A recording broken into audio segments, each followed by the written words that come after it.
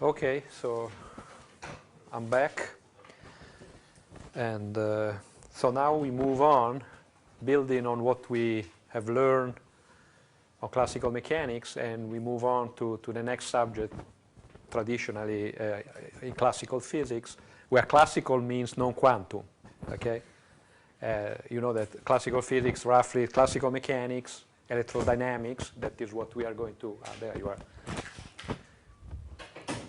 is what we are going to do now. And then usually it's thermodynamics or statistical mechanics that probably you don't, do you have a class on that or not? Not, you're going next semester to have one, okay. So these are the three branches of classical mechanics. Essentially physics up to the last century, 1 century ago. So what now? Electrodynamics is a very broad subject, and no way that in 20 lectures I'm going to cover. I mean, we are just going to cover a very limited amount of what we could do. But the idea is to introduce to you the main equations, so that you're going to be able to read a book or papers on the subject, and of course to build on that for your further studies in physics. Maybe it's a good point here to, how much do you know about, do you know the Maxwell's equations? How many of you can you, also, so who knows the Maxwell equation? Raise a hand. So don't be shy, I mean. In principle, all of you should know this stuff, right? Because you have a degree in physics, so I mean. But okay, so we are going to, and of course, one has the problem where to start, because this is a big subject. So where should we start? Usually, well, there are two ways. One, to start from building up the equations, roughly following the historical development. So starting from Coulomb and electrostatics, and then these people with the umbra. I mean, you know, this stuff with the magnetic forces. But I think we don't have time for that. I mean, we are too old for that. So I rather start from Maxwell equations. So I'm going to write the Maxwell equations. I'm not going to justify these equations. You just take them for good. The same way that we took Newton's law, right? We didn't justify why F equal ma.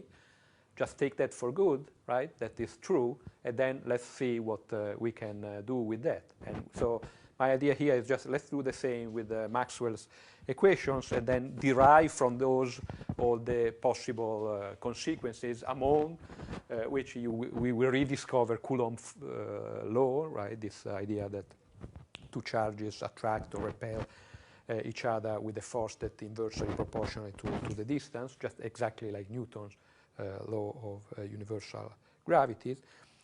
So maybe I write, like I did for classical mechanics, a short outline of what we are going, hopefully, out to do.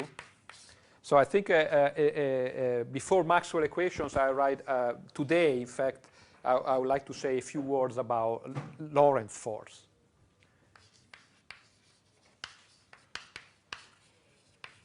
Because remember that electrodynamics is the Maxwell equations plus the Lorentz force, because the Maxwell equations tell you how to compute the electromagnetic fields, but they do not tell you how a charge moves under the effect of these fields, right? So you need an additional law, a force, that is Lorentz force. Okay, so we start from there. By the way, that was in your final exam, so that's a nice place where you start. Maybe you didn't notice, but the problem there, it was exactly the problem of a charge in an electric and magnetic field. We will redo that in a second. So then Maxwell equations, of course. Then from Maxwell equations, we specify a subset of problems that go under the name of electrostatic electrostatics, so when nothing is changing with time, and of course also magnetostatics. So usually in many textbooks, the authors start from here and build up to the Maxwell equations. So we go the other way. I think it's faster, and after all, we know the answer. So, and Faraday's law, that is a sort of a bridge between electrostatic and magnetostatics. So here you start varying slowly some electric field and discover that you have a magnetic field, because this is the very nice things that we discover either by starting from the Maxwell equation or building this way, is that the electric field and the magnetic field that apparently are very different, right? I mean, for many years people never dreamed of thinking that the electric field and the magnetic field were this one and the same things, right? Why within the context of Maxwell equations, this is very much so, because you see that by varying a magnetic field or by varying an electric field, you generate the other kind of fields. And then it becomes absolutely fundamental when we rewrite all these things within the relativistic approach, right? From the point of view of Einstein's theory of relativity, it is and it must be that electric and magnetic fields are one and the same things, because depending on how you move with respect to an electric field, you start seeing a magnetic field and vice versa. So they must be linked. Maybe something about conservation laws. They apply to fields. As we have seen, they apply for the motion of point particles of rigid bodies. So we will study a little bit about these conservation laws for fields. And then we start solving the Maxwell equations, as we did for the Newton's law. And there are classes of solutions. So here I just write some retarded solutions. That means it doesn't, okay, retarded solution, we will see what. And then radiating system, radiating.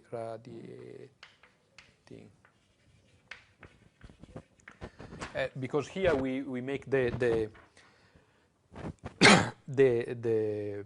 surprising result that if you move, if you accelerate a charge, or if you move accelerating a charge system, you start emitting radiations, okay?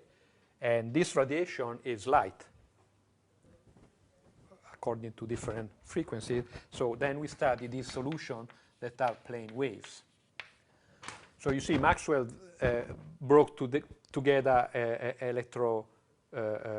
let's say electrostatic and magnetostatics, and then made the fundamental discovery that when you bring these two together, also light, that apparently has nothing to do with charges or whatever, is just a particular solution of the Maxwell equation. So light itself is unified in this picture.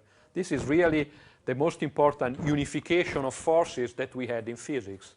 It still stands that electricity and magnetism are the same force, and light is just a manifestation of these two forces together. This still stands. I mean, it's still true. In fact, it's still the only truly unified force that we know of. Because if you go to quantum level, probably you have heard that also the weak forces is unified with the electromagnetic forces, but this is not the same level of unification that you have here. They are similar, but they are not really unified in the same sense that really are the same force as it is here. So after we study a little bit about the plane wave solutions of the Maxwell equations, they asked me to give an introduction about relativity. So we will study the dynamics of relativistic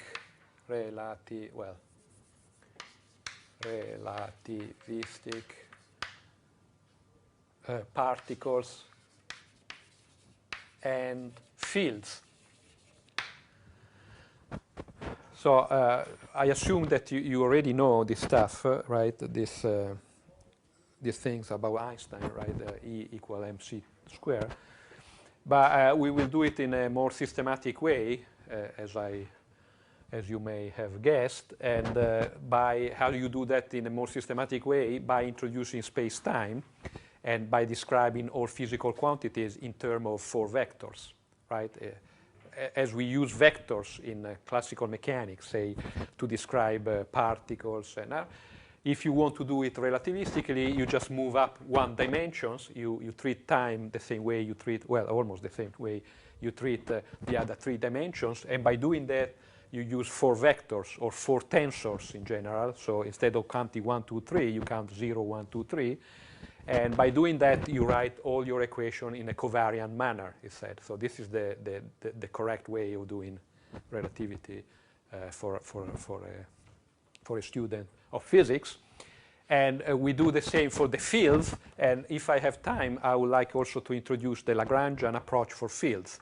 That is probably what you want to have. Since you know how to write the Lagrangian for a particle, and here we have fields, it seems reasonable to have the same formalism, that is Lagrange equation and Hamiltonians, also for the field. So we'll do that in the four-dimensional notation, okay?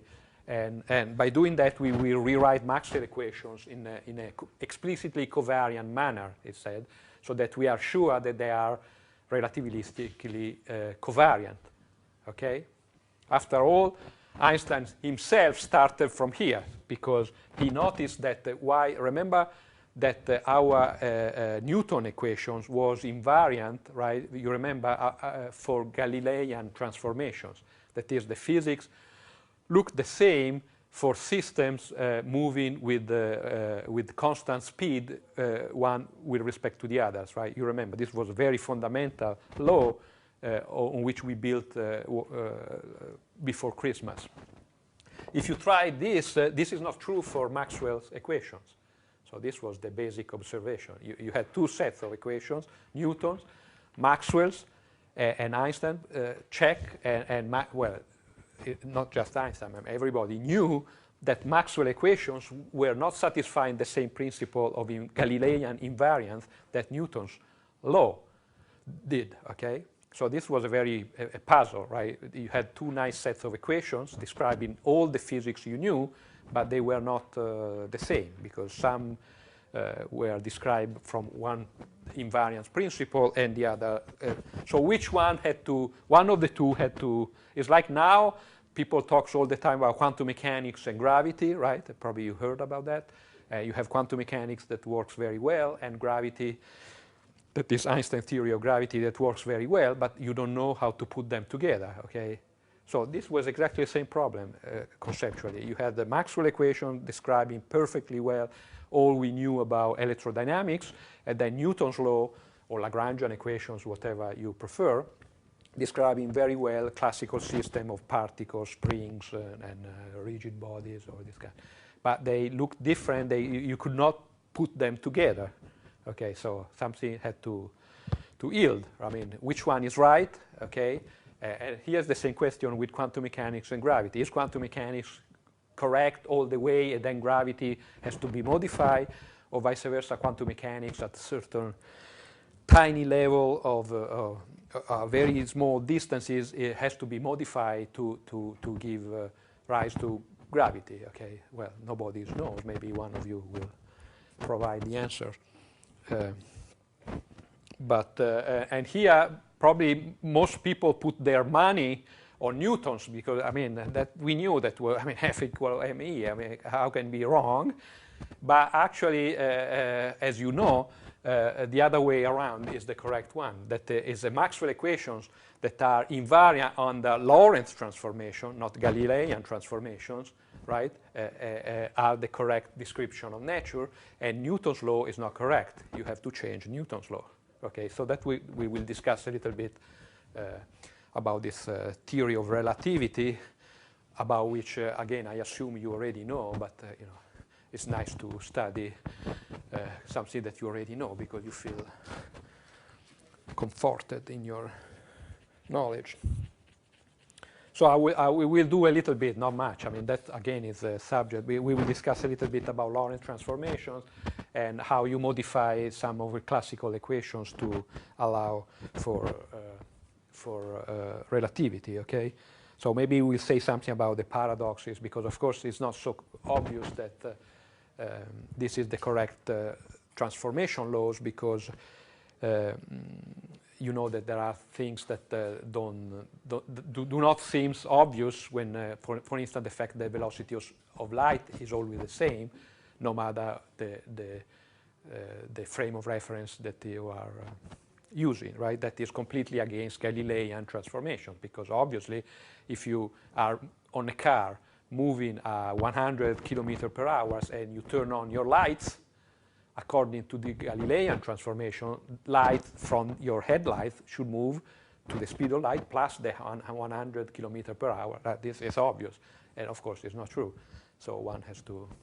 So you have all those paradoxes coming from that about dilatation of time and length, so on and so forth.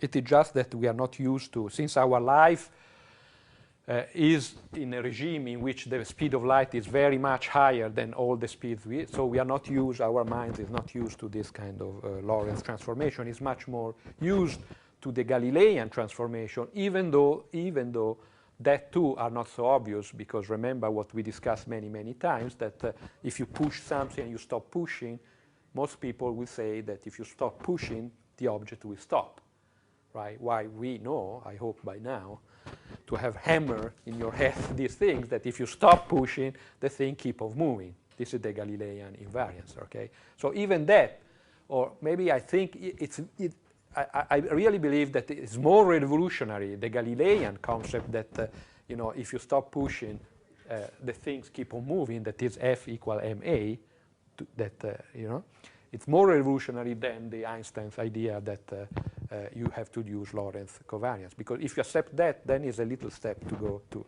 Lorentz covariance. Okay.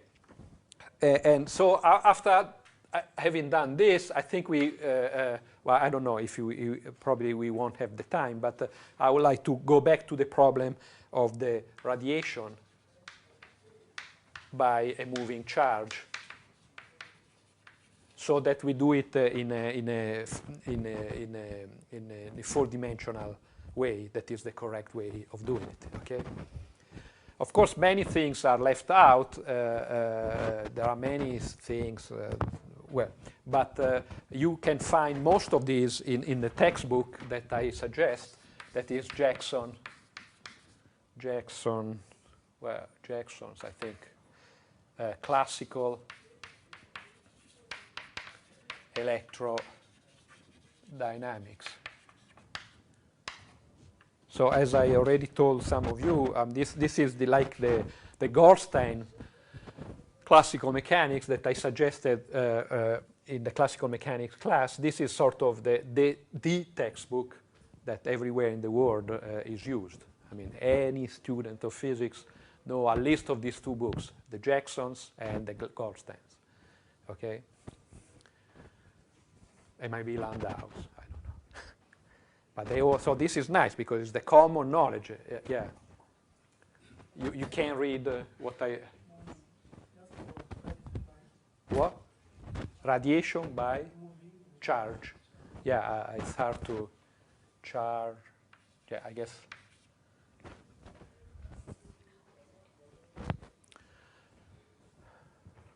So it's part of being a physicist to belong to this community.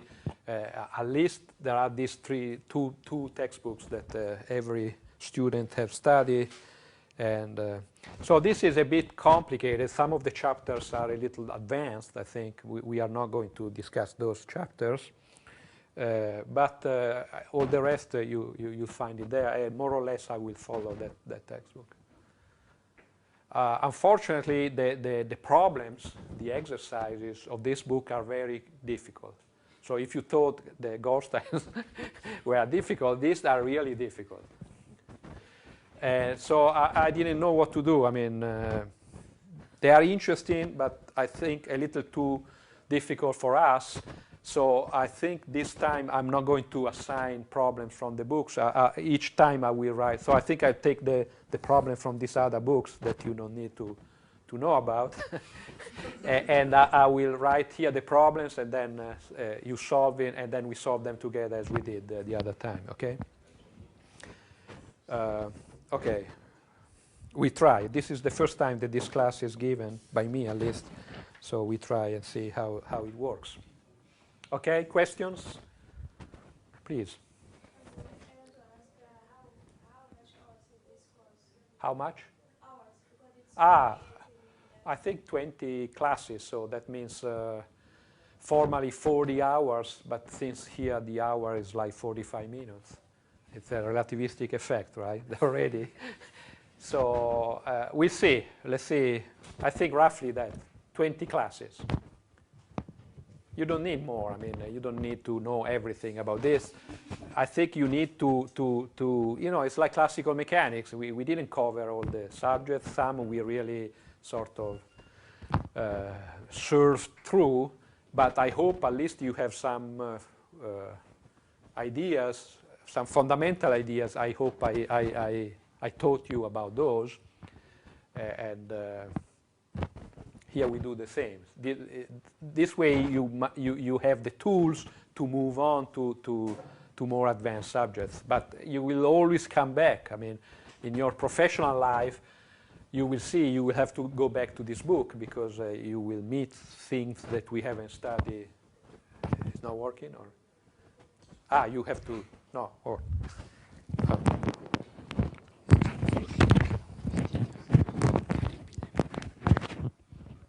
Se no lo metto. Perché batte sulla camicia. Ok. Other questions, please? Louder, because I'm a little. Will we have classes for exercises? Yeah, I think if I don't know, did you like the way we did it for classical mechanics? If you like that, we do the same. That during the week I give you some problems, then you solve them, and on Monday we solve them together. If you did not like that, I mean, it's nice, I think, but it's time consuming. So if I do the problems, it's faster because I read the solutions in the book. But I think it's good for you to try yourself. So let's try it this way. We will see. So my idea is that, again, I give you the problems. Then next Monday, for instance, we start and you solve 2 or 3 problems. And then, so 2 classes for the theory. But as I said last time, the problems are also the theory. I mean, it's not that in physics. It's not that you have the formal stuff and then the problems. Much of the formal stuff is really hidden in the problems, right?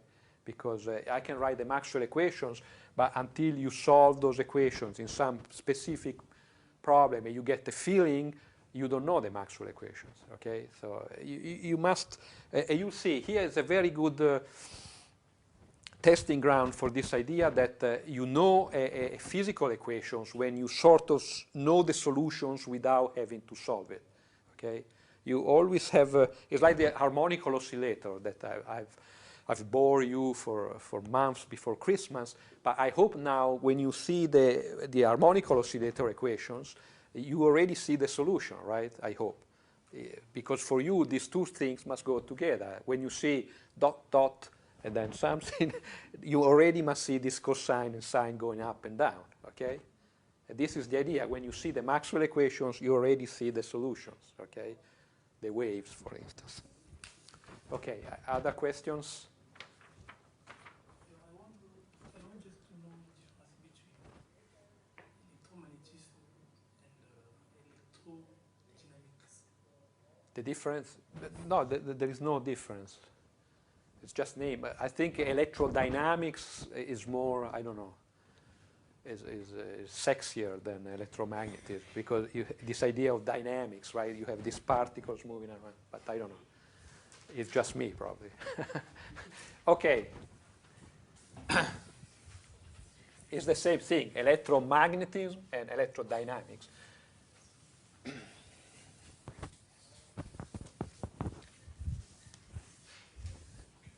And I should stay below this line, right? Okay. So as I said, let's start with something that we are sort of familiar with. That is, so Newton's law, right, is this. No questions about that, I guess. And so then the step that now we move to the next step is that we decide what the force is. Up to now, we have taken some strange system where F was either due to springs or to gravity or some stuff like that. And essentially was some macroscopical forces. Now we specify our force to be what is called the Lorentz force, that, as you know, is the charge of your particles. So now the particles, this ideal point particles, is characterized not only by having a mass, okay, but also a charge, okay, a new property of these point particles. So I skip all this discussion, you know, what is the charge, how you measure the unit, you know, the Coulomb. This is very boring, and you are going to forget every time you have to check on your textbook about what the units are. Let's just take that the fundamental object that we are going to study is again the point particle, if you wish. Then we will generalize to distribution, continuous distribution of charges, like we did for the rigid body. That was a sort of a continuous distribution of mass. But so for now, let's study the Lorentz force for a point particles that is characterized by the mass, simply because it has a mass. So here you have m times the acceleration, but also a charge, that is the charge. After all, we didn't discuss much what the mass is, right? This philosophical question, what is the mass? And here the same, you just have the charge. Charge and mass. These are the two fundamental quantities that characterize your, think of an electron, for instance, if you like. And the electron is just a point particle is characterized by two charges, the mass and the electric charge. And then, if you remember, there is the electric field, and then the magnetic field that is a little weird, is the weird guy in this equation because he comes with this vector product with the velocity. So this is what is called the electric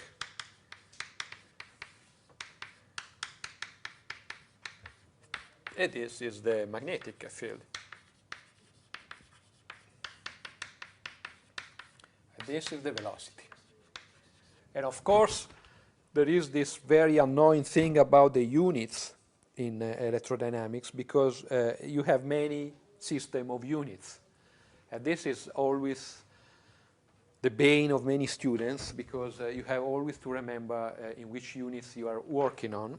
I'll come back to this. But this equation is like this in what is called the international system of units, right? Did you study in these systems or the Gauss system? Or the CGS system that is like Gauss in this case? In that case, if you are using Gauss or CGS, you have an extra 1 over c, where c is the velocity of light. From now on in your life, for you, c is always, I don't know really why they call it c, but maybe because it's constant, I don't know. But anyway, c is going to be, don't be that student that at the end of a class on relativity ask, what is c? That really kills you. So c, it appears here. So the Gauss, well, I'll come back to these things about the units because it's complicated.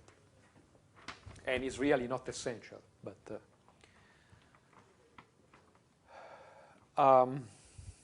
so let's stick to this international system of units. And so there is no C there.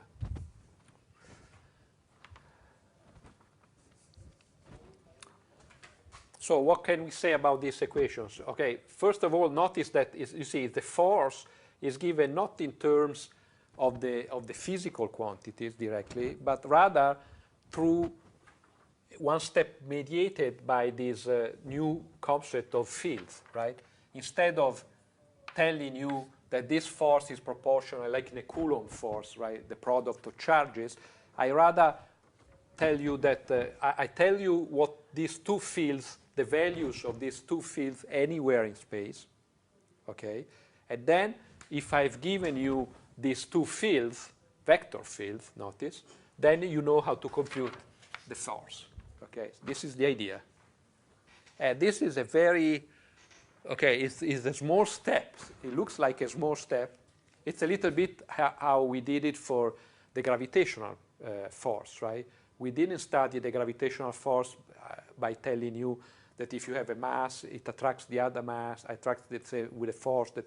We introduced the potential that gives you the value of the potential everywhere in space, and then the force, the gravitational force, was the gradient of the potential, right? So we used the potential not to describe the force. So you see, it was like intermediate steps, but it's very useful. And here is really the development of this idea to the n powers, because everywhere you specify two fields, the electric and the magnetic fields, okay? And once you know that, you know the force, because you use Lorentz force. So this is Lorentz. And as I said, this is a very, you see, this looks like a small step, but really is the beginning of modern physics, because modern physics is made of fields. The idea is that everything in nature that is fundamental, all forces are really fields, okay? And I don't know if you appreciate the difference, because before you had forces that, like, for instance, Coulomb force. The Coulomb force tells you that if you have a charge here and a charge here, they attract or repel each other with a certain force that is proportional to the product of the charges and inversely proportional to the square of the distance. But you see, this is a description in which you take two charges, even infinitely distant, and instantaneously they act on each other, producing this force, right? So this is the idea. Also, Newton's law of gravity is the same, right? You have the sun there and Jupiter there, and instantaneously they act on each other. But here is a very different approach.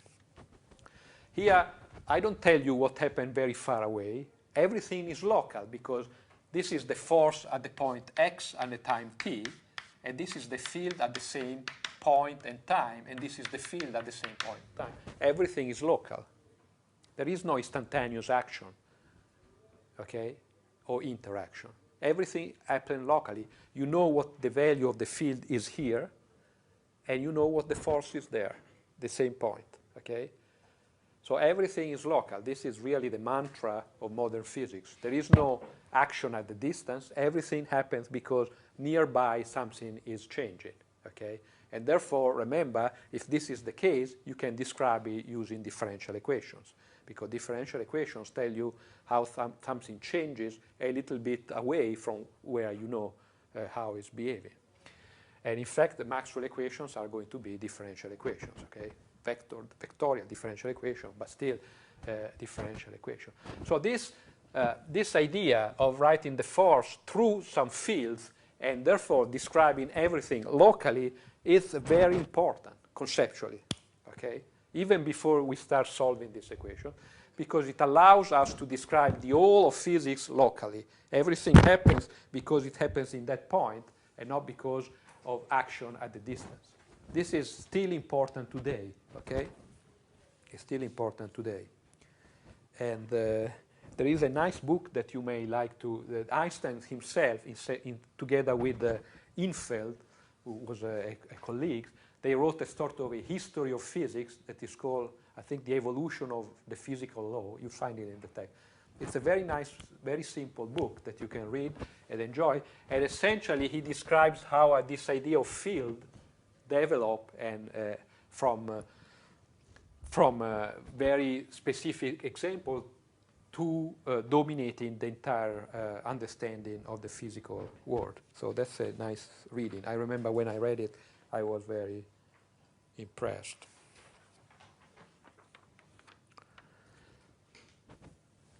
So let's study two simple examples of how this motion. So what is the motion of a charge under a given electric and magnetic field? Of course, the simplest example is if we take this field to be uniform and constant.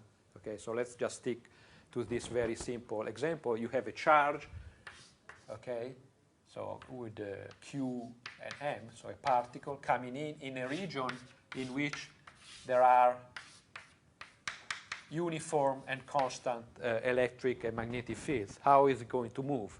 Okay, so a particles come in a region in which, for instance, is like the CERN LHC is exactly this example. You fire a proton that is a charged particle with the mass of the proton, and then it goes inside the tunnel where there is, in fact, magnetic and electric fields, and they are made in such a way that the particle is curved and it goes around, right?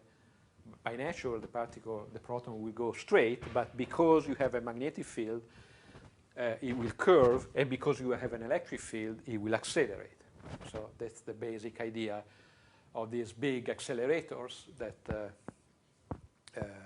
people use to explore the fundamental particles. So what is, so let's write this Lorentz force for this specific case. Let's start with, let's first do it for the simplest case. And I guess the simplest case is, well, I mean, you see what is going on here. The electric field, right, so we have a uniform and constant E and B field. So as I said, the simplest case. And maybe we can start first with a constant and uniform B field. What happened? Let's take E equal to 0 for the moment. And what happened to the equation? Well, you see, it's very simple because you have D. So you have this dot P. So you have dt and V, right? Equal. So you don't have this term. So you just have. So I guess I put.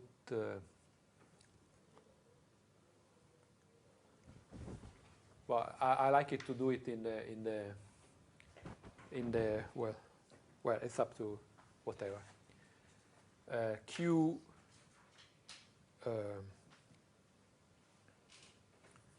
so V cross Q, right? And then you have the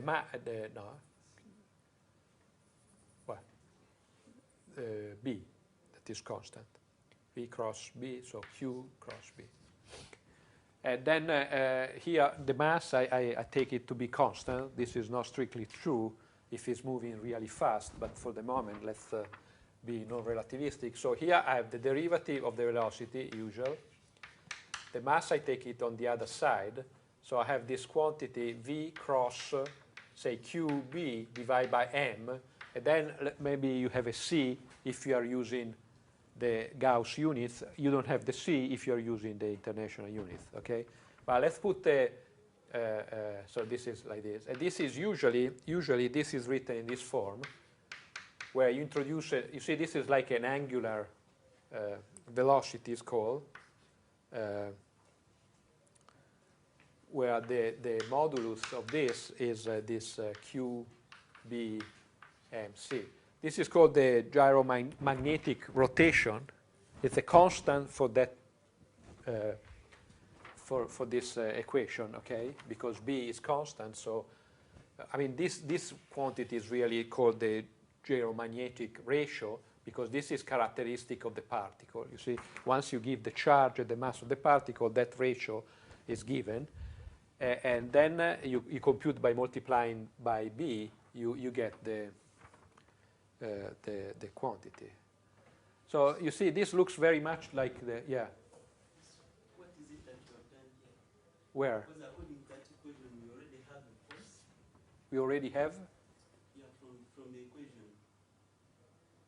From the Newton's equation. Yes. Yes. The electric field is already surfacing up. No, the electric field, I put it equal to 0.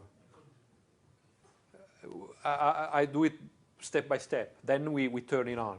I just want to see how the solution looks when the electric field is 0. Notice, yeah, okay. Notice one thing that remember the magnetic force does not do any work. You see, you understand, right? Because you see that you see B is always orthogonal to the direction, so it's not producing. So all the work is done by the electric field. I want to know how we can define B when we have E. When the velocity becomes variable, and then we can find. No, now I just E and B are given. They are external fields. So okay, maybe this is. So here I'm studying. The Lorentz force gives you the motion of a particle for given E and given B. But E and B are external. It's not the electric field and magnetic field generated by the charge. These are two different problems. But of course you are correct.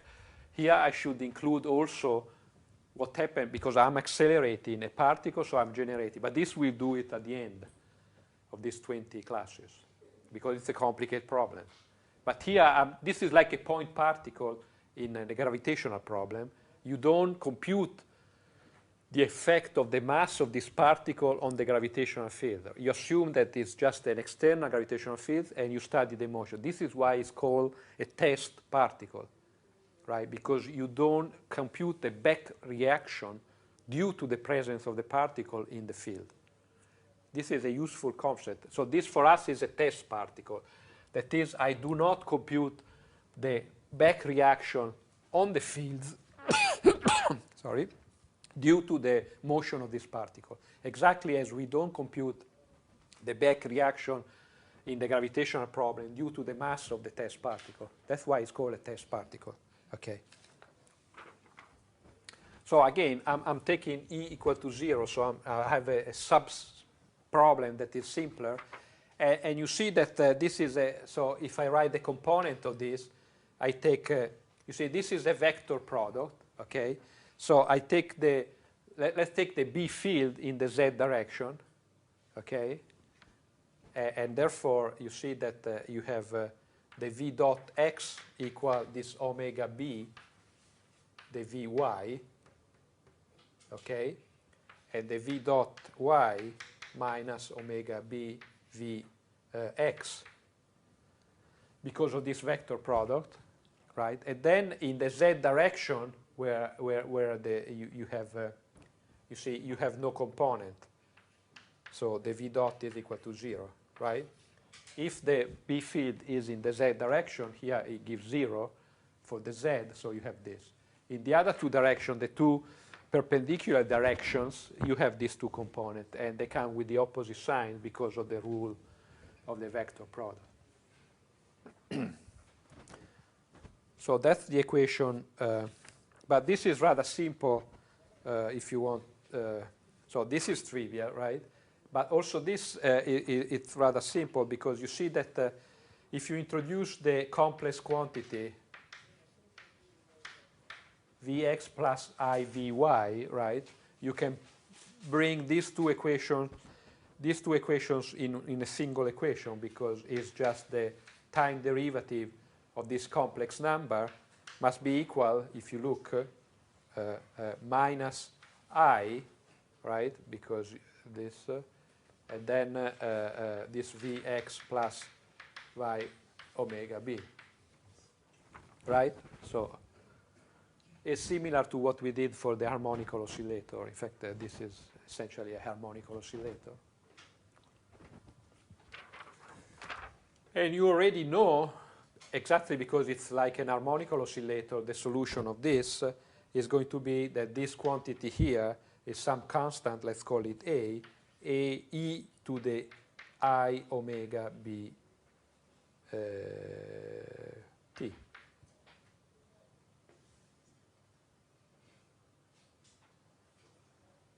Right? This is the harmonical oscillator. And I solve it. You remember how we did it for the complex? A nice way to solve the harmonical oscillators is to introduce a complex amplitude, and this is the solution. So it's an oscillating solution, and if I write it back into the real component, so you see that the Vx is the real part of this number. So you see that the solution is that Vx is some constant V0. So it's the real part, so it's the cosine of omega bt plus some initial phase, right?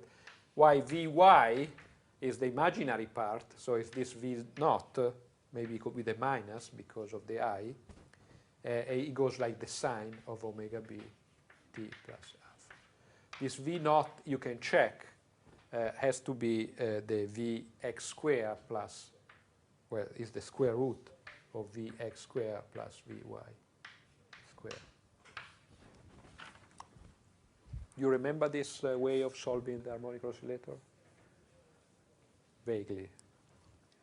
Well, and because you have the velocity, then is very, I can just integrate, right? I just integrate once with respect to the time, and I get the trajectory. So some initial position plus some r that so r is this v naught divided by omega b, right? Because I'm integrating, so I have to compensate for the omega b factor. And then the cosine becomes a sine because of the integration. And similarly, I have for my y component now with the cosine. And as I said, the z component, that is the z of t, is just, well, zero acceleration, so it's just some z plus some v naught t. Okay. So how does this trajectory look like? So you see it's very similar to the problem you had in the final examinations, right? Because you had a Lagrangian that gave you equation of motion, a part of which was in this form here. But you had also the electric field, so we are going to do the full. How does it, so you see, this part here is telling you that it's an harmonic oscillator, so it's just moving in a circle, right, of radius r with the angular velocity or frequency omega b, right? So if this is the B field, this particle is moving like this, but is also translating along the direction of the B field by a constant velocity. Okay, so it's something like this. It's a helix. So it moves like this, and at the same time moves if there is with this initial velocity. Is this clear? So that's the typical motion of a charged particle in a constant external magnetic field. It just moves with in a closed orbit in the plane perpendicular to the B field. These orbits are called Landau orbits in quantum mechanics. Probably you have you studied this problem in quantum mechanics? Oh, I'm sure, yes. Possible that this is a very important problem in quantum mechanics, that you have these orbits, and the point is that in quantum mechanics, these orbits are quantized. These are the Landau orbits of the motion of a particle in an external magnetic field. But here they are not quantized because it's classical electrodynamics. So essentially they move, you see, like this, and if there is a component in the direction of the B field, then it translates with constant velocity in that direction. Okay? Yes.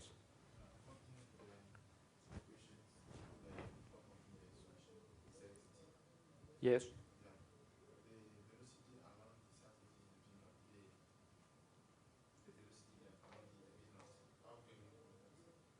No, I think this is the initial velocity. This is the initial velocity in the z direction. So it's another something like this. If it's not moving, it just moves like this.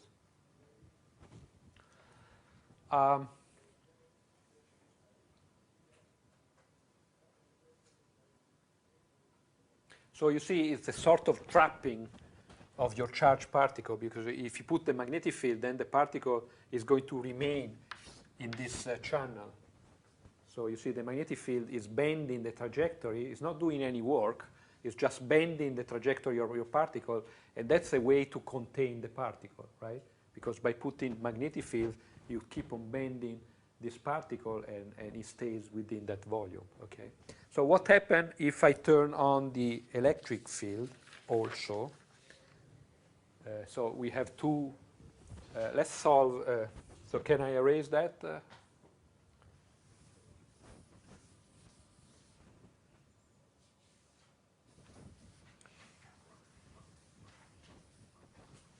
So we go until 5:30, right? Or I forgot. It's 5:30, right? Ah. Well.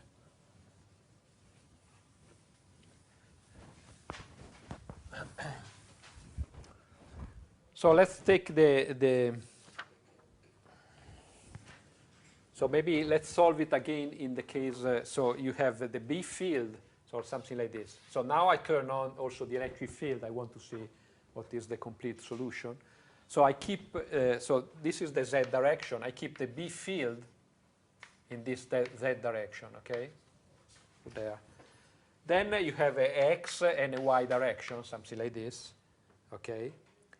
And I take my E field, I take it in the ZY plane, something like this, okay? So that there is a component, like this, there is a component E in the Z direction, and then there is a component in the Y direction, that is this one, okay? So the B field is here. The other field has a component that is perpendicular to the B field, and then a component EZ that is in the same direction as the B field, okay? So I take my two constant fields in this configuration. And but therefore, if I look here, so let's write now explicitly mx dot dot, m y double dot, and mz double dot, okay? So this part. I have, so I guess I said we use Gauss, so I have this C.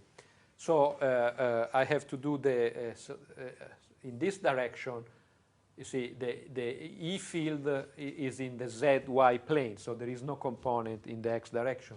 So for the X is exactly as before. I have Q over C, B, that is the BZ component, but B is only in the Z component, and the velocity Y component of the velocity. So it's exactly as before, because there is no electric field there, okay? Now in the Y direction, you see now I have something slightly different, because I do have EY component in that direction. So I have, as before, minus QC B X dot, but I also have a component coming from here that is just Q E Y. Okay, so this part here is exactly what I wrote before. I just wrote the velocity before because I wanted to get the answer quickly, but these are really the Newton's equation in this case with the acceleration. How about Z double dot? Now before that was 0 because there was no field in that direction, because B was in that direction. But now you see I have a small component, well small, whatever component I have of the E field in the Z direction. So here I should put E Z component in that direction.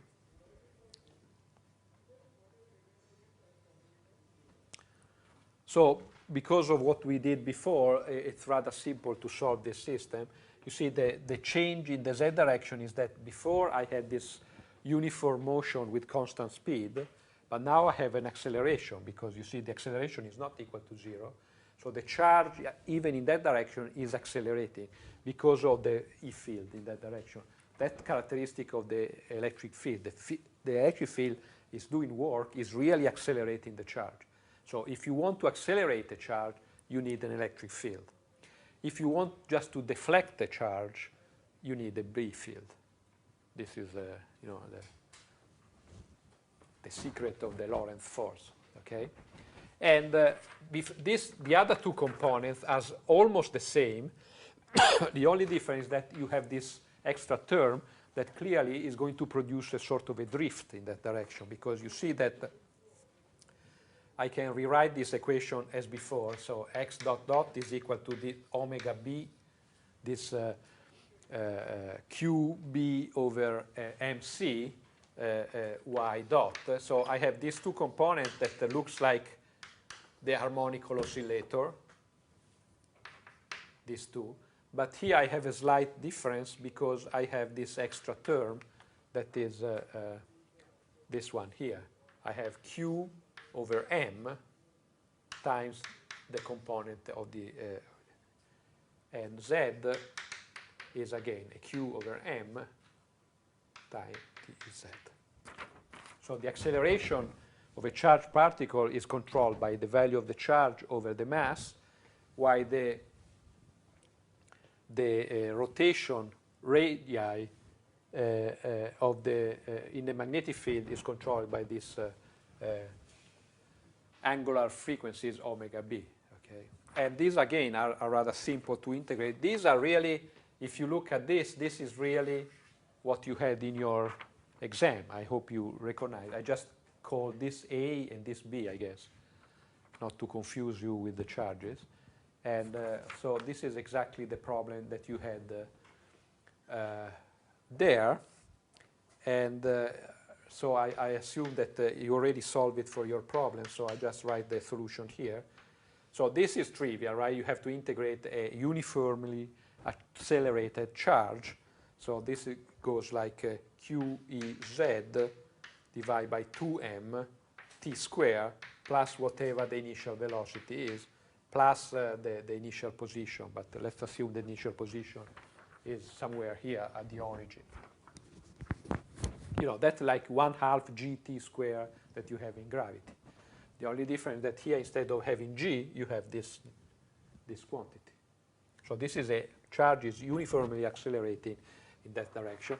The other two are similar to before. So xt, you have the harmonical oscillator solution, right, like the one I just erased, with a sine omega t plus some initial phase, and the yt, that is just the same stuff with the cosine of omega t minus some constant. I put it here just to normalize. But you have an extra piece here because of this, that is just this c e y v naught omega t. So this part here is this rotation going around as before, but at the same time you have a little shift in one of these due to this extra part, due to the electric field in that direction. So the orbit is a little bit more complicated.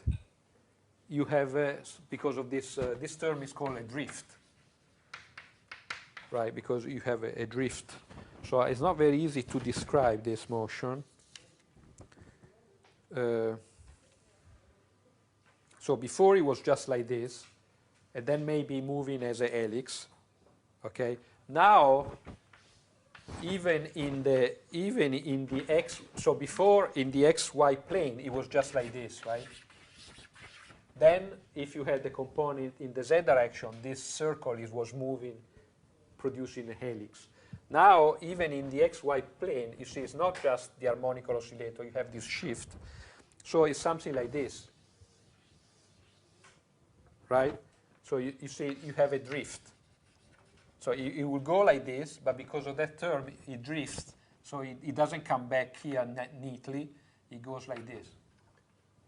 And then if you have the Z, this thing is sort of move up. So you have to think of this and then moving up in the Z direction. Okay, can you see that? Or I have here a computer simulation of this orbit, but, well, I don't know. You can try. It's done with Mathematica, so some of you like the program. So, but okay, so if you put the Z component, then you tilt this thing out in the Z direction, and so it moves like this, it comes out, and it's accelerating in that direction. Okay.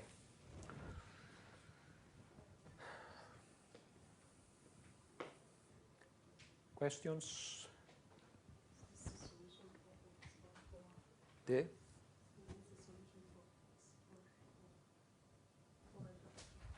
This is the solution. This is the solution for the. This is the orbit. No, the solution. This is the full solution. Not together. Yeah. No, this is the solution of this system.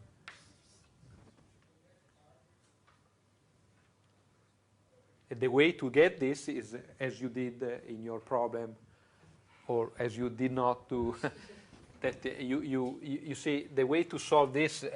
Well, they are this is trivial. This you have to notice that this is like you have the x dot. You integrate this once, and then you put it back here, and then you integrate that, and you get this.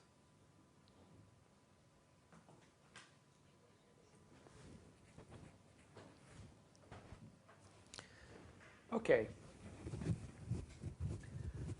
So that's what I wanted to say about the Lorentz force. We will come back to the Lorentz force further on.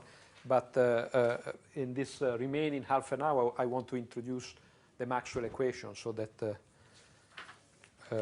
I'll do it and then we stop.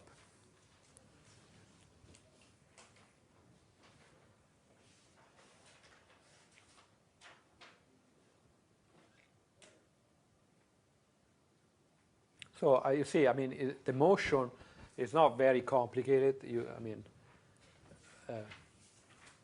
Yeah, it's.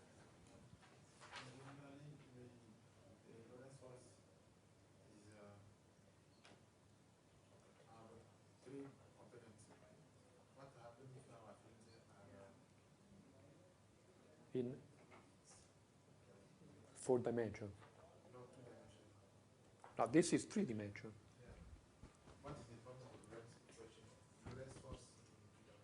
In 2 dimensions, just the Lorentz force. So you want to solve the equations just in 2 dimensions. You can do that. Everything must be there, right? But I mean, this is no. No, because the nature of V equals B. That's a nice question, actually. Yeah, now I understand. Yeah, this thing exists strictly only in 3 dimensions, right? But there is another thing that you can have in 2 dimensions, but I'm not sure that we want to discuss that.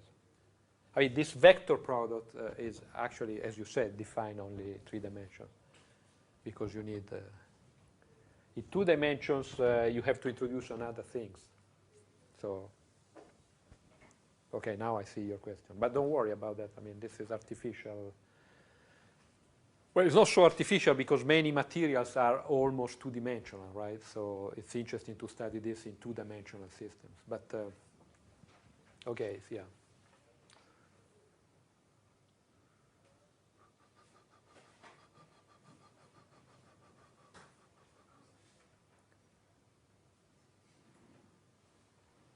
So if you wish, 3 dimensions is the smallest number of dimensions in which you can do this in a straightforward way. So that might be why we live in a 3-dimensional world, right? So that we can have Lorentz force in this form. This is a long-standing question, why there are 4 dimensions instead of 10 or...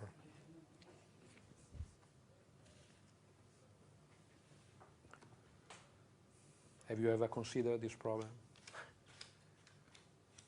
Clearly, 2 dimensions are is not enough to have organize life in a way, right? You really need three dimensions to have a brain, because 2 dimensions you understand, I mean, right?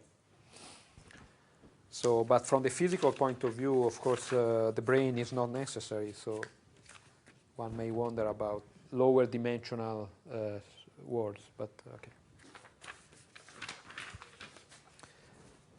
Okay, so if you don't have any other, so we'll come back to the Lorentz force, but only after we have said something. So the next question, if you wish, is here I have, so let's erase everything.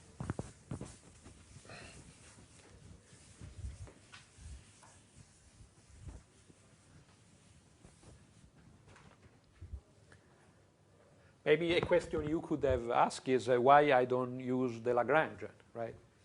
Since I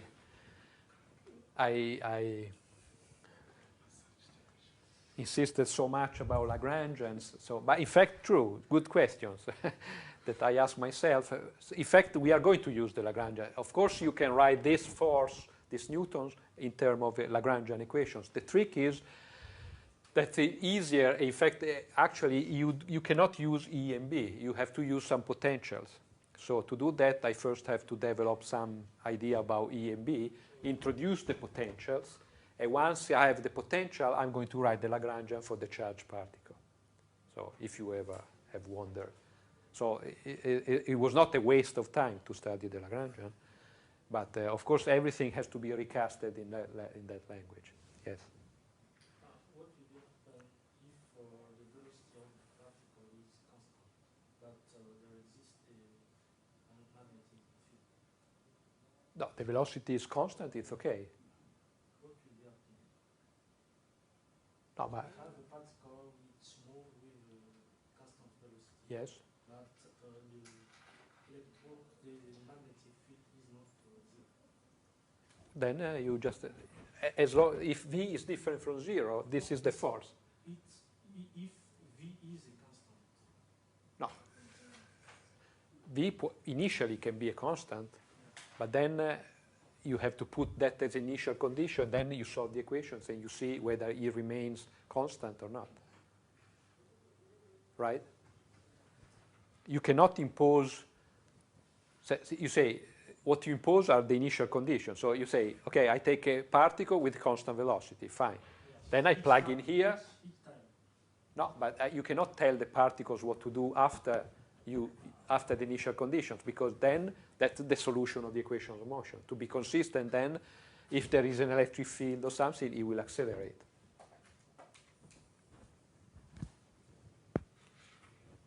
I mean, you can turn the thing around and say, what are the B and E fields such that a particle remains with, yeah, well, that's it. You solve the equations then. But in a way, you already know this, because B is not going to change V. It's going only to change the direction of V, but not the because it's not doing any work. So unless you have a E, the absolute value of V remains constant. You see, B is not changing V. B is only changing the direction. Okay. So now we concentrate on these two quantities and try to say something. Well, C goes and come, depending on the, so back in the SI units. So as I said, the discovery here is that the simplest way to write the Lorentz force is not through telling the system where all the other charges are and how they are moving, but simply I assume that all these other charges, by moving or by simply being there, generate two quantities that I call the electric and the magnetic fields. And then at that point, by using this Lorentz force, I can compute the force acting on the test charged particles coming into the system. Okay. So these two are, as I said, so these two are two vectors. So they are fields, vector fields, okay, in space-time. we may as well start thinking. That is, I have E for each point. Let's use Cartesian coordinates, x, y, z, and also at the given time, and B, x, y, z, and t. So all the physics is controlled by these two vector fields. If you know these vector fields, you know the force, and so you can solve your problem, as we just did in the case of two uniform and constant electric fields. Okay, so the problem now is how I can compute these two quantities by knowing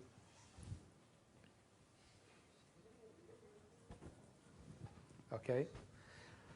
So if you know these two quantities, you can compute the force. In fact, you don't care at this level of what exactly the distribution of charges and how they are moving, those charges that are produced in these fields.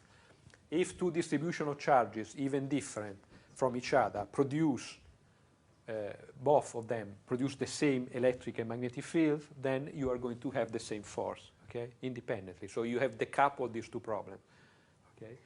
And the other important property is that you see you have a superposition principle, okay. This will become clearer when we study Maxwell equations. But if you have two distribution of charges and you know the solution of one and the other, the solution when you have both of them is just the addition of these two fields. So the electromagnetic fields follow a superposition principle. That is, this will come from the fact that the Maxwell equations are linear in the fields. Okay, so there is no interaction between the fields directly, field to field. Okay, this is not always true. You can think of many other systems in which you have that, but this is not true for the electromagnetic field. And this was not true also for the Coulomb, or for that matter also Newton's law, because remember that if you had the three-body problem, for instance, charge Q in the field of charge 1 and Q2, the Coulomb force on this charge is just the sum of the force of this plus the force of this, right? It's always a two-body problem, exactly because, like it was in gravity, because of the superposition principle. If you have one solution, if you have two systems, you just sum the two solutions, the two forces, and you have the force of the system. There are no peculiar three-body effects. There is no a piece that depends on Q1 and Q2 together, okay? But please remember that this is not obvious. It's a particular property of these fields. You can think of other fields in which this superposition principle is not true, okay?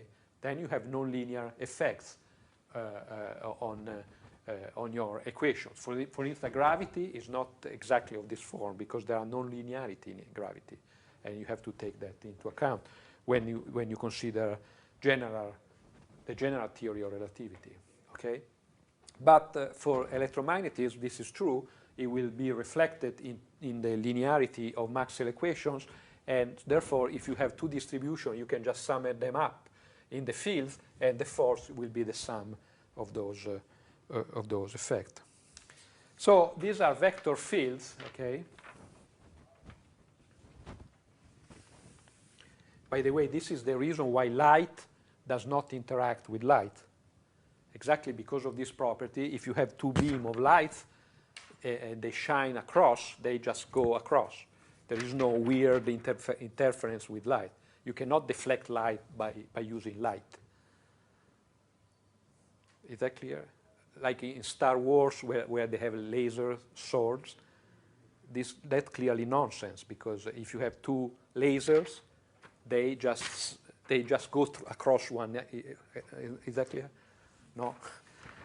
Light does not interact with light because of the superposition principle. So if you have two beams, two laser beams, they just go across. So if you have a laser sword, like in Star Wars, they would just go across because there is no interaction between these two. So that's a neat trick, but it's not true. You need a nonlinear field if you want a laser sword, like what's his name? The black guy, the Vader, Dark Vader. So it cannot be light, okay? So this principle, so I hope this will fix that it's important to remember that here you have superposition principle, so light does not interact with light, exactly because light is made of electromagnetic fields. So these are vector fields. So vector fields are stuff like this, right? At each point, usually you draw a vector field by drawing these force lines, are called. I think Faraday was the first guy who started thinking of vector fields in terms of force line, meaning that for instance, the field here, you see, is the tangent to this line, okay, in each point. So if you follow the tangent, you can draw a line, and this is called the force line, because in this case, it gives you also the direction of the force, not in the case of the magnetic field, though. So that's a nice way of thinking. If you have a vector field, think of these force lines filling the entire room, and that is the configuration of the field. And this is a nice thing about electrodynamics, is that it's very visual. I mean, you really have to produce these pictures, and if you understand these pictures, you understand the Maxwell equations, as I will show you in a second. So if this is the, so another way of think of this is the velocity field, right?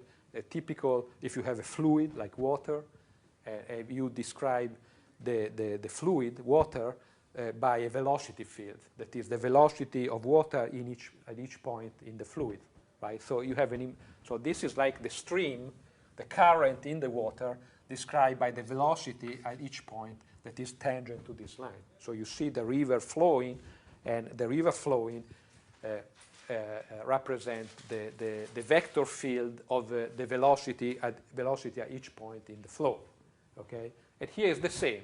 The electric and magnetic fields are flows of these quantities in space, okay? So like underwater. And actually, this is the way Maxwell visualized most of these, but you will see that is a very strange fluid when we start writing the equations, and you will see in a second. It's a strange fluid.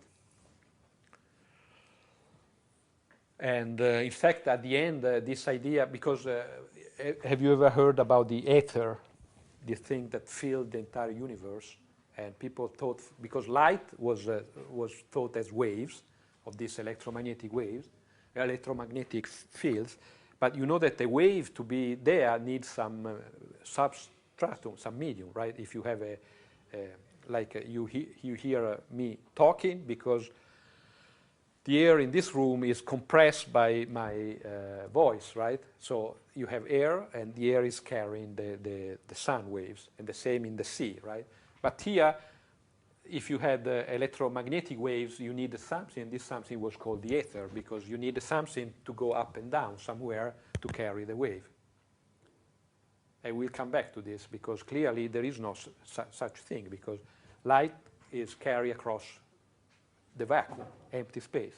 So what is going up and down is not clear at all, okay? But for the moment, just think about these fields as velocity fields. So you have this room all filled with the fluid, and you have these velocity fields going around, and you have two of those, E and B, okay? Now, how you quantify this? This is a nice exercise in mathematics. So this is the picture. Now you need some mathematical tool to quantify, for instance, when these lines become very thick, right? Or when they go around. And you know from your class on, well, I don't know, you did some vector calculus, right? So you know that these tools are there, and there are essentially so two tools. One that quantify the flux, so how much of this stuff goes through a given surface. So you need to know what is the flux, right? So how much stuff. So the idea here, so I'm not going to do, did you do that with Narayan, or the divergence, the curl? Yeah, you did. You did not. You did or you did not? No? but you know what that is. So I'm not going to do it mathematically. I will do it from the point of view of a physicist, so the poor man mathematics. So, but then if you, I mean, there is a rigorous way to introduce this, and you are welcome to go to the textbooks, but we don't have time, and also probably, I don't know, I wouldn't know how to do it really as a mathematician. But okay, so I said the first thing you want to quantify if you have this flux is how much of this stuff goes across a given surface. So you have a given surface, right? And you have this stuff going through, okay? And you see that what you need is the flux of this velocity field. So this is, the flux is the average normal component, right? So if you have a line here, line here, line here, you take the normal component to this surface. So you project out the component. This is going like this. The surface is like this. You project out the normal component. You take some sort of average, normal component, and multiply by how big this surface area. So this is, is the intuitive way, idea of the flux. If you have water coming through, you take a surface, you compute the normal component of the velocity going across that surface, you multiply by the surface area, and this is the amount of water that has gone through. That is the flux, right? You agree? So we need the flux. And then the circulation is called circulation. That is the other quantity that I'm interested, because I want to know if you have here a lot of lines, as I said, or very few. This is the flux, high flux, low flux. I also want to know how much of this stuff goes around, doesn't go straight. And for this, the idea is that I take a curve in space, okay, and then I take the average of the tangential component. So if here I have this, here I have this, I take the tangential component of my velocity field, average tangential component, times the distance around. So how big is this circle?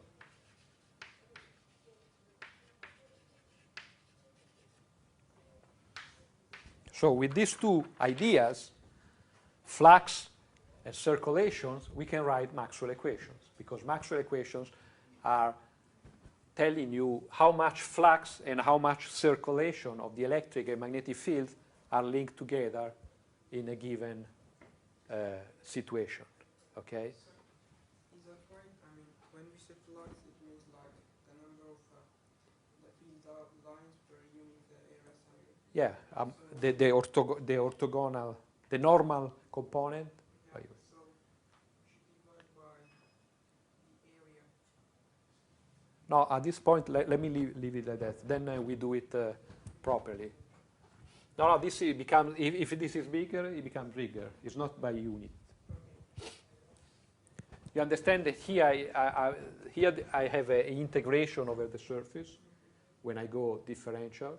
And here I have a line integral along this, right? Okay, so we will get there. But this is the intuitive things. So with just these two ideas, let me write Maxwell equations, and then next time we write the mathematical expression for this.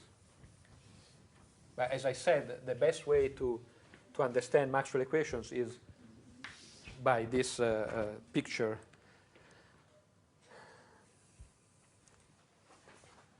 So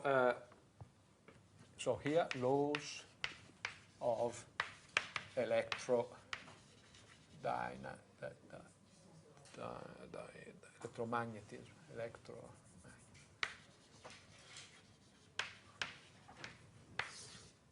aka Maxwell equation, also known as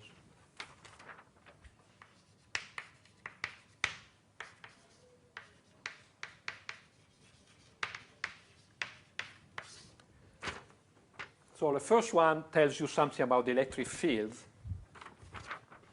and if you already know them, you know, it tells you that the flux of E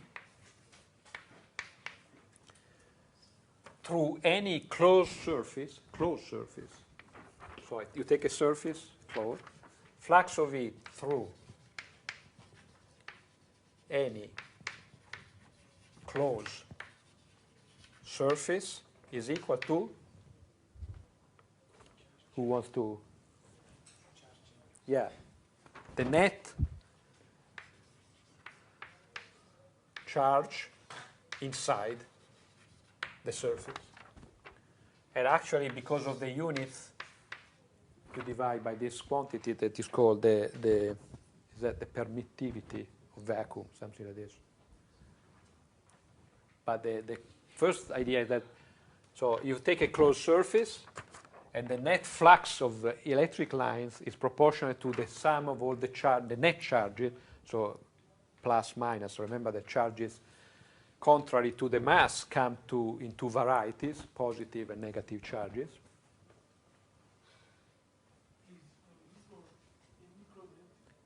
Net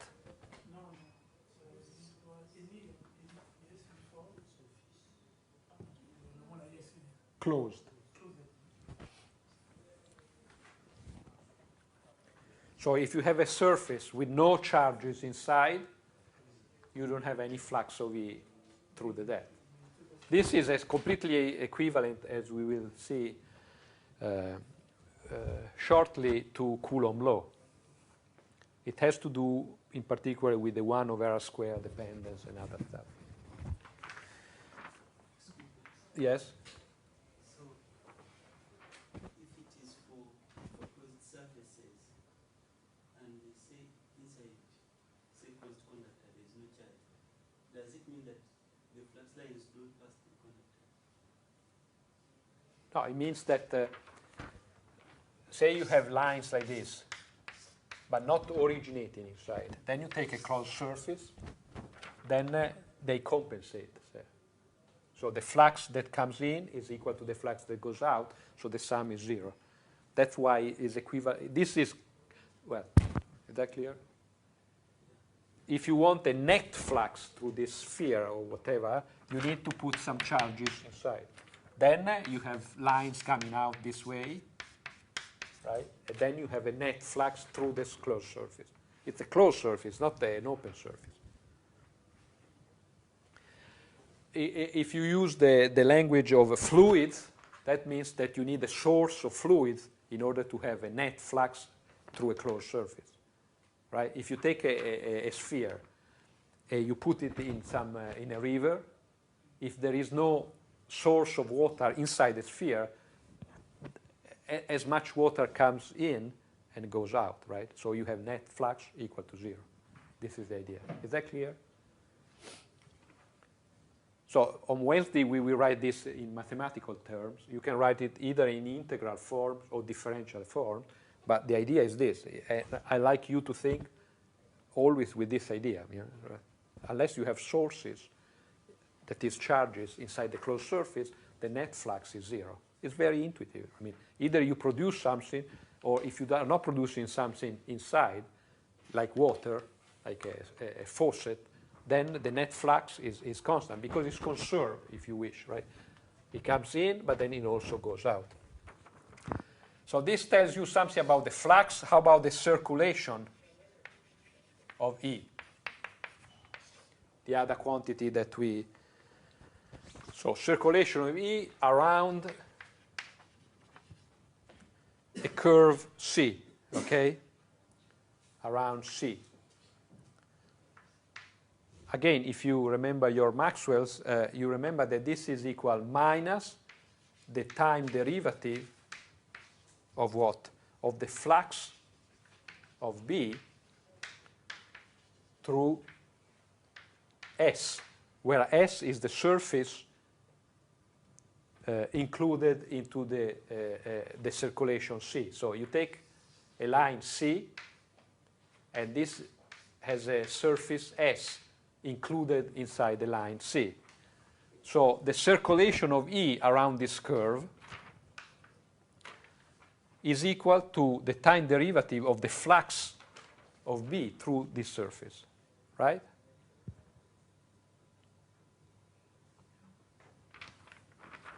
So immediately you know that if you have a constant field there, a constant B field, constant, you see then the flux of this field is going to be constant, and therefore the circulation of E will be 0. In fact, in electrostatics, that is the next thing that we will do next week, where everything is frozen, then the electric field is described by two simple equations, that the flux is proportional to the sum of the charges inside, and the circulation vanishes. Okay?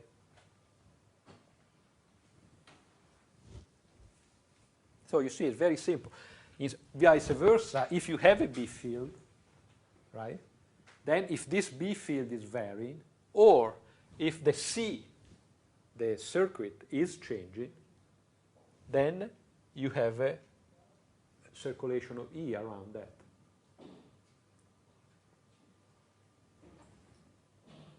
Yes? I think in this case, all time the charge has to be not to be constant. The charges? Inside S. No, this is just the flux of B across this surface S.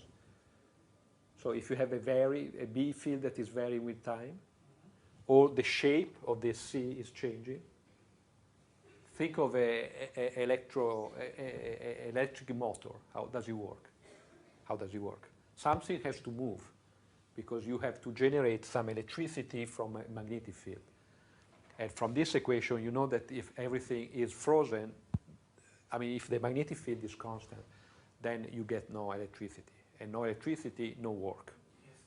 So there, typically, you have a magnetic field that is constant, but then you have something moving, like a square or something, or a wire that turns like this. And because it's turning, the SC crossed by the B field is varying.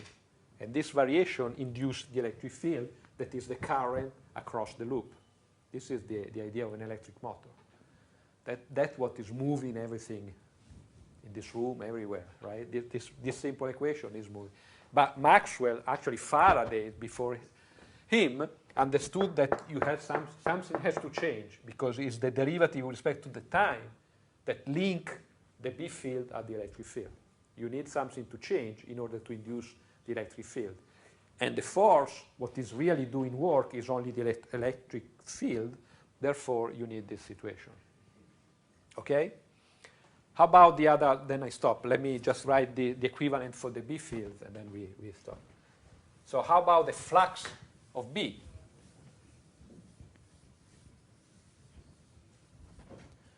So the equivalent of this is flux of B, right? Exactly the same, through any closed surface, through any closed surface. A is equal 0. Always 0. That's great. This is a beautiful property of the B field. And what is this property? That there is no magnetic charge, in a way. Or better, there is no magnetic monopole. Because you see, this is the net charge inside. But here is always 0. So that means that you don't have the equivalent of the electric charge. You don't have a magnetic charge. This is people looked very hard to look for this, right? This is a surface, a closed surface. It's always 0, doesn't matter. Because it's always 0, that means that you cannot have the equivalent of a charge, because here, to make this different from 0, I put a charge inside this surface, and I generate a field, right? But here is always 0. I'm not telling you, so that means there is no magnetic charge. And this is a big asymmetry in Maxwell equations. You see, these two are not the same. The B field is very different from the electric field because this B field has a divergence always 0, as we will see. And this is reflected in the physical result that you don't have a magnetic monopole. And here you see already an example. If you think that the equations of physics must be beautiful, must be symmetric always, this clearly is not true, because here, if you wanted that to be symmetrical and beautiful, you would have put 0 here too. Or you have put something here different from 0. But that's not the way nature is. One is 0, the other is not 0. The B field is is a manifestation of the electric field, but it's different, because in nature there is no magnetic monopole, or at least we haven't found one yet. And you know that this is there has been a search for this magnetic monopole. Clearly they are not very common, like electric charges, but they haven't been found. So for the moment we stick to Maxwell equations, and here we put 0. Okay. You know that if you have a magnet, right, and the monopole will be a magnet that is very thin, and then you look just at one end, right, because one end looks very much like the North Pole without the South Pole, if you wish. But you know that then if you break that up, you are not left with the North Pole. You are left with the North and the South Pole. This is exactly the thing. No matter how you cut your magnet, you will always end up with the North and the South Pole. And so you get 0 here, in a way. This is a sort of simple-minded idea. But, of course, at the beginning, people thought that they were magnetic objects, and they thought maybe if you cut it in half, I get the equivalent of a positive North Pole, right? But you cut, and you get always a North and a South Pole. So then, eventually, you realize that you don't have the equivalent of a single electric charge. You don't have the single electric magnetic charge that is called a monopole. Okay, but how about the circulation of B around C? Actually, here you have to put a C square for reasons of the units that we pick. So C squared times the circulation of B around C is equal to, well, there is a term like this, is equal to minus. This part, yes, is symmetric. So is proportional to the variation in time of the flux of V through S, where again, S is the surface spanned by the circulation C. But again, the symmetry is not so. Indeed, it's true that as when you vary a B field, you get an E field. If you vary a E field, you get a B field. Albeit much smaller because of this C square. Remember, C is a pretty big number. So actually, varying a E field induces a B field, but much less than varying a B field induces an E field. That's why electric motors are made using this equation and not that equation. But again, here there is a slight asymmetry, because you also have a piece that looks like this, because it's the flux of electric current through S divided by this epsilon 0. So here you have to add a new concept, that is electric current. So you have charges, but also charges that move, making electric current. So if you have a flux, a net flux of electric current through S, so through this, okay, this flux gives you a circulation of B that is different from 0. And these are the actual equations.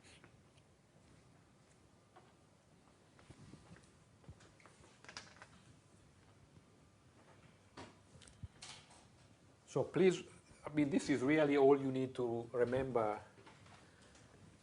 after this 20 lectures or whatever, the Maxwell equations.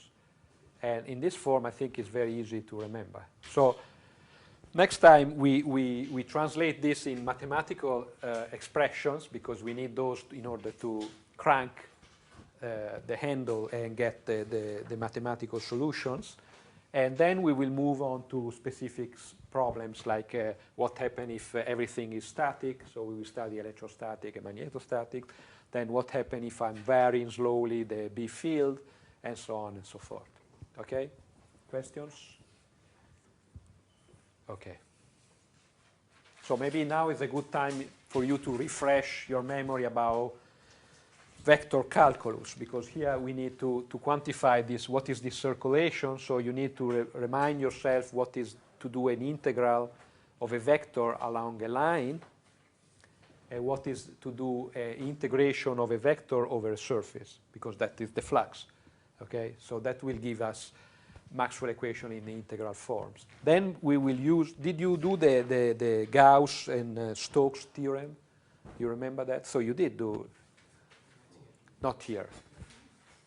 Okay, so, well, refresh yourself also about Gauss theorem and the Stokes theorem. That you remember, they link, in fact, integrals along lines with integral over surfaces, because that will allow us to rewrite these equations that you see are in integral form, because I do integrals over surface, into a differential form that is easier to, I mean, the integral forms are easier to visualize, like here, but to work out the solutions is easier to use the differential forms. So go and refresh yourself about these things so that we go on speedily next time through the Maxwell equations.